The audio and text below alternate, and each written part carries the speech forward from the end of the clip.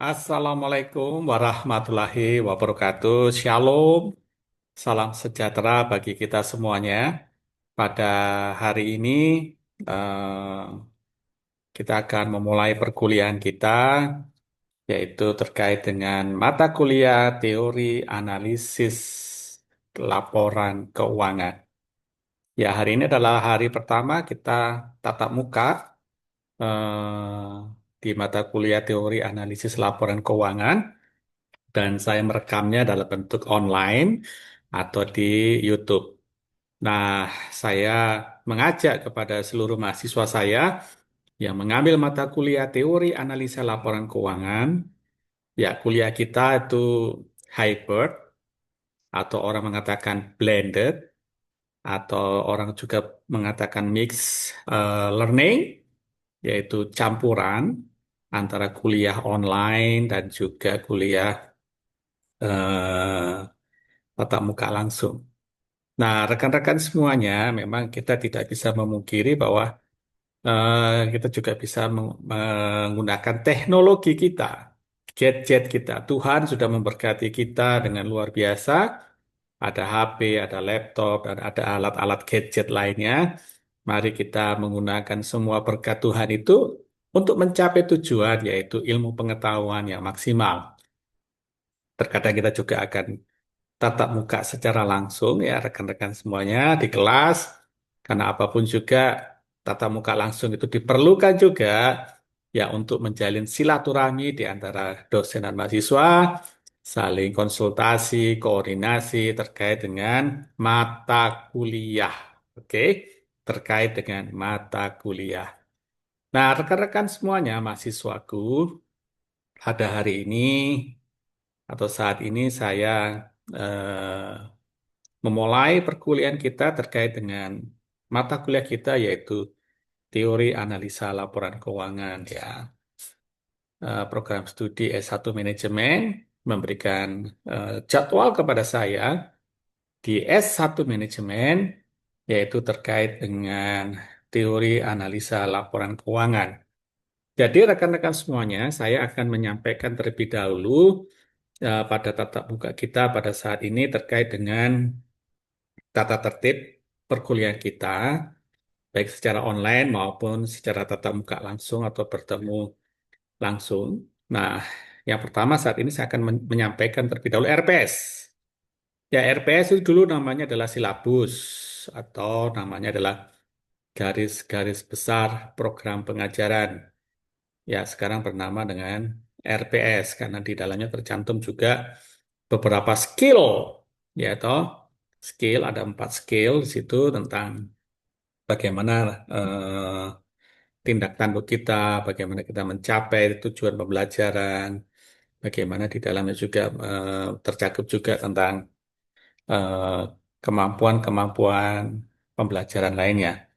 Baik, rekan-rekan semuanya, saya akan coba tampilkan RPS dari teori analisis laporan keuangan. Ya, nanti RPS ini juga saya akan share kepada mahasiswa. Tolong kepada mahasiswa yang kuliah bersama-sama dengan saya atau dosen pengampunya adalah saya, tolong membentuk WA group atau membentuk kelompok belajar kita, rekan-rekan semuanya, dan siapa yang menjadi ketua kelas nanti akan bertanggung jawab berkomunikasi dan berkoordinasi dengan dosen, ya rekan-rekan semuanya. Baik, ini adalah RPS atau rencana pembelajaran yang akan kita selesaikan dalam 1 semester. Nah, di dalamnya ini adalah yang pertama dosen pengampunya adalah saya. Ya, ini ada ketua program studi dahulu. Ini dulu ya, Bapak Dani Memambesi dulu juga waktu ini di ACC. Bapak Dani Memambesi masih belum doktor, tapi sekarang ini sudah doktor Dani Memambesi. Dan sekarang ini adalah sebagai Ketua Sekolah Tinggi Ilmu Ekonomi Port Numbai Jayapura. Ya, nanti ada revisi lah, revisi terkait dengan RPS. Karena RPS ini pada saat terbit, pada saat kita melaporkan, Itu masih pada saat itu. Ya, saat itu. Saat ini sudah banyak perubahan, banyak perubahan. Baik rekan-rekan semuanya, mahasiswaku, apa yang perlu kita pelajari pada saat ini? Capaian pembelajaran dari program studi manajemen menetapkan bahwa mahasiswa yang mengampu mata kuliah teori analisis laporan keuangan, mahasiswa itu harus dapat menjelaskan hubungan antara keputusan manajemen dan hasil keuangan, menginterpretasikan laporan keuangan, dan mengembangkan proyeksi keuangan. Nah, ini harus mampu mahasiswa nanti setelah lulus dari mata kuliah ini, maka Anda bisa mengerjakan hal-hal seperti ini. Mengevaluasi keputusan investasi modal, memeriksa implikasi pilihan pembiayaan, dan mendapatkan nilai suatu perusahaan atau sekuritas. Nah, kemudian ada di breakdown ke bawah itu ada capaian pembelajaran mata kuliah atau CPMK. Mata kuliah wajib konsentrasi manajemen keuangan ya, Pak. Mata kuliah sebelumnya yang wajib lulus itu adalah manajemen keuangan ya, rekan-rekan semuanya. Di mana kalau dulu kita mempelajari manajemen keuangan, itu ada gambaran umum analisis tentang keuangan, analisis sederhana akuntansi, dan analisis keuangan. Dan ada beberapa sub CPMK dapat menjelaskan analisis bisnis, hubungannya dengan analisa laporan keuangan. Dapat menjelaskan prinsip-prinsip akuntansi yang berlaku umum, mendeskripsikan tujuan akuntansi keuangan. Nah, seperti itu ya rekan-rekan semuanya. Kemudian deskripsi singkat terkait dengan mata kuliah kita, terkait dengan teori analisis laporan keuangan. Yang pertama adalah mahasiswa dapat menjelaskan prinsip-prinsip akuntansi yang berlaku umum, mendeskripsikan tujuan akuntansi keuangan, serta mengidentifikasi kualitas primer dan sekunder atas informasi akuntansi. Dan berikutnya adalah bahan kajian. Ini tentang apa saja yang dapat kita lakukan sebagai sumber-sumber pengetahuan. Mata kuliah analisis laporan keuangan merupakan mata kuliah wajib konsentrasi manajemen keuangan yang mencakup tiga pokok bahasan yaitu gambaran umum analisis, analisis akuntansi, dan analisis keuangan. Ini menjadi modal dasar untuk kita mempelajari tentang teori analisis laporan keuangan. Nah, kenapa background saya ini ada surat kabar? Karena nanti sumber-sumber pengetahuan itu selain dari buku, ada jurnal, ada juga surat kabar atau koran. Tentunya informasinya adalah terkait dengan mata kuliah kita ya, rekan-rekan semuanya, terkait dengan mata kuliah teori analisis laporan keuangan. Seperti itu, rekan semuanya. Nah, ini ada sumber-sumber buku atau daftar pustaka. Silakan nanti dicari secara di perpustakaan. Saya juga punya e-book, rekan-rekan semuanya. Nanti beberapa sumber-sumber itu, yaitu e-book dan juga jurnal, itu saya akan share kepada mahasiswa. Nah, tentunya dengan tugas, yaitu merangkum atau mereview jurnal atau merangkum buku. Ya, nanti bukunya akan saya bagi pada saat tatap muka, pada saat tatap muka. Tentunya ini harus dimanfaatkan dengan baik kepada mahasiswa agar mahasiswa eh, memperkaya diri. Selain itu juga ada koran seperti yang di belakang ini. Saya sering menulis artikel di koran, rekan-rekan semuanya, dan artikel-artikel di koran ini juga akan saya minta mahasiswa untuk mereview nantinya. Jadi ini adalah sumber-sumber pengetahuan, sumber-sumber ya rekan-rekan semuanya. Nah, kita lihat. Nah, ini adalah dosen pengampunya adalah saya, prasyaratnya adalah pengantar akuntansi, dan ada beberapa topik-topik yang akan kita bahas setiap minggu, kurang lebih ada 16 minggu kita akan melewati dalam satu semester ini.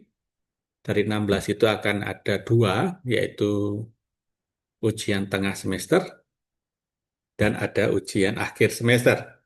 Jadi total tatap muka kita ada 14 ya rekan-rekan semuanya di luar dari dua ujian ini, yaitu ujian tengah semester dan ujian akhir semester.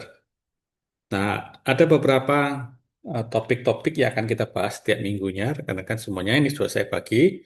Nanti saya akan bagi ini kepada mahasiswa. Untuk sementara kita lihat dulu di slide kita, rekan-rekan semuanya. Nah, minggu pertama kita akan membahas tentang tinjauan analisis laporan keuangan. Tentunya ada indikator-indikator untuk kita mempelajari tinjauan analisis laporan keuangan. Ada beberapa indikator, yaitu analisis bisnis, komponen analisis bisnis, laporan keuangan sebagai dasar analisis, dan pengantar analisis. Kemudian, apakah itu ceramah ataukah tugas? Nah, saya rekan-rekan, di dalam cara saya mengajar, itu kadang saya juga akan memberikan ceramah, karena waktu kita ini adalah 3 SKS. Sekarang ini pembelajaran kita menggunakan sistem eh, kredit semester, di mana perkuliahan kita kurang lebih itu 1,5 jam atau 50 kali 3, 150 ya. 150 hampir 2 jam ya rekan-rekan semuanya. Tapi saya tidak menghabiskan 2 jam ini untuk ceramah. Saya akan ceramah kurang lebih 50 sampai 60 menit. Kemudian setelah itu sisanya saya akan memberikan tugas mandiri kepada mahasiswa untuk mahasiswa bisa bekerja dengan cara apa? Yaitu dengan saya memberikan buku atau e-book, saya memberikan jurnal pada mahasiswa atau tugas-tugas terstruktur lainnya yang mahasiswa dapat mengerjakan secara mandiri dan dapat belajar langsung, bersentuhan langsung dengan sumber-sumber ilmu tersebut. Kemudian nanti minggu depannya baru kita akan membahas, mereview ulang, kemudian kita berdiskusi. Itu yang saya lakukan rekan-rekan semuanya. Nah, kemudian nanti minggu keduanya nanti adalah pelaporan dan analisis laporan keuangan dan ada beberapa indikator. Di sini saya jelaskan juga bahwa kuliahnya bisa luring atau daring. Luring itu artinya luar jaringan. Kalau udah luring ini adalah offline, luar jaringan artinya kita tatap muka langsung. Ada juga dengan daring. Daring itu adalah dalam jaringan atau online, rekan-rekan semuanya. Ya, dan ada beberapa juga metode materi pembelajaran. Nah, ini dan juga ada bobot penilaian dari setiap kali kita tatap muka ya. Ini secara teoritis ya rekan-rekan semuanya ya. Pertemuan ketiga tadi analisis aktivitas pendanaan, analisis aktivitas investasi, itu pertemuan keempat. Kemudian analisis aktivitas investasi, topik-topik khusus lainnya.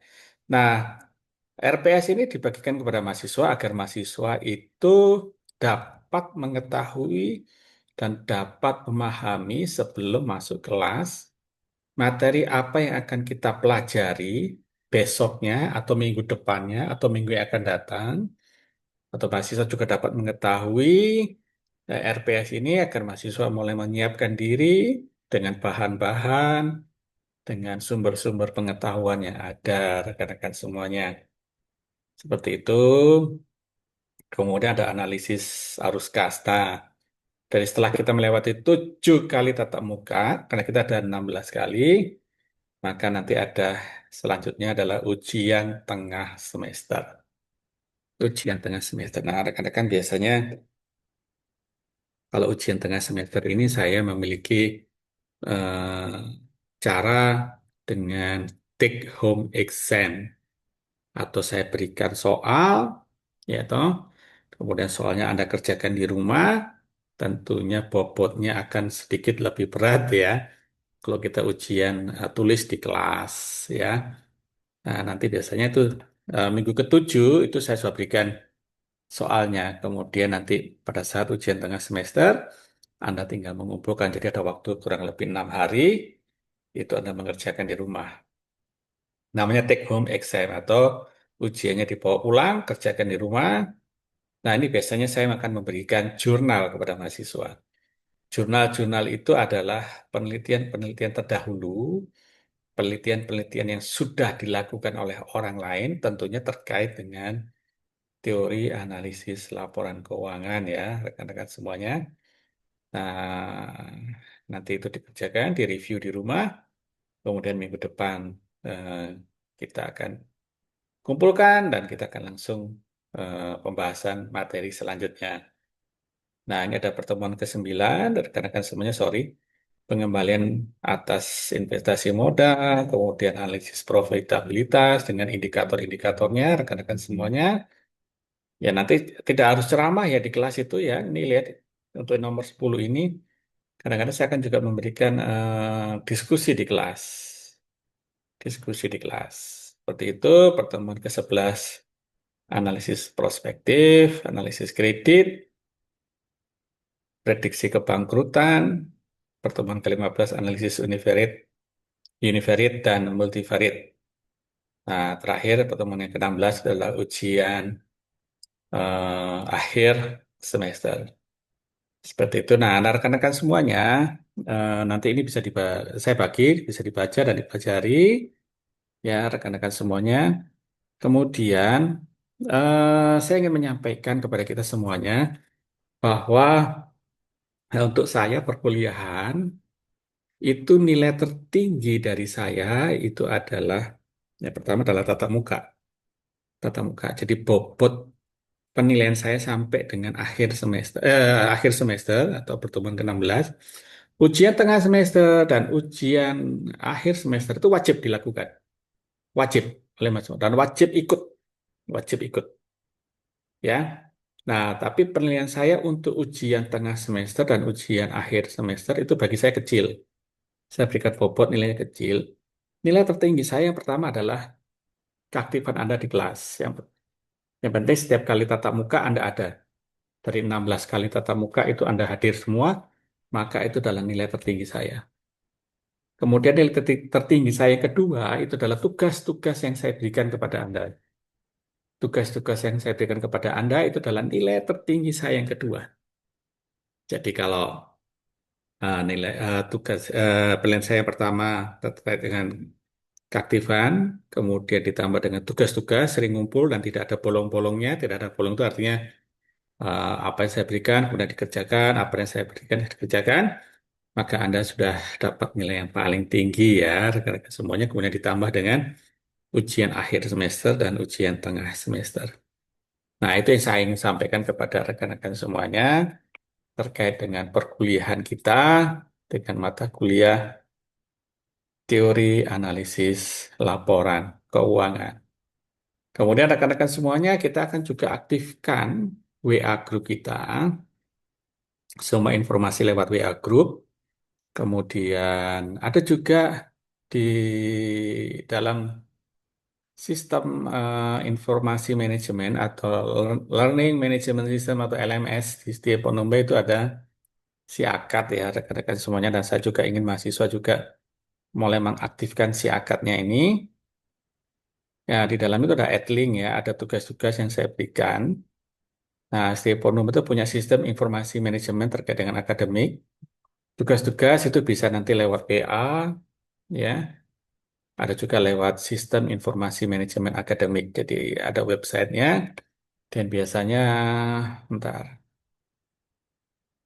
mahasiswa itu juga akan saya ajak untuk ngecek ini, Adlink. Adlink. Jadi mahasiswa nanti bisa cek, kemudian bisa dilihat tugas-tugasnya di situ, rekan-rekan semuanya di Adlink. Ini rupanya belum muncul ya, nanti saya akan munculkan. Nah, mohon mahasiswa kita menggunakan semua media. Kalau tidak bisa lewat Adlink atau sistem manajemen informasi di Istimewa Numbai, kita akan berkomunikasi lewat WA, lewat WA.